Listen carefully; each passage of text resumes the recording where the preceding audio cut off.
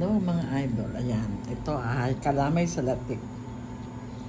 Hindi natin hiniwa-hiwa. Ala ng kinainis natin sa plastic. Nilagay natin ng syrup, kinain na natin. Kasi alam kong masarap siya kahit ano pa ang gawin dahil sister ko nagluto. Sabaw niya medyo malapot ang pagkakagawa. Tapos, ang latik niya, konti lang nilagay ko, pero marami kaming nilagay ng latik, nakahanda. Ayan, ang sarap niya kasi, alam niyo yung pagkatapos mong kumain, pag-dessert na rin. Konti lang kinuha ko latik, kasi yung mga bata gusto, ayan, ganyan, no? May suklay pa mga idol, tingnan may suklay. Ayan, oh.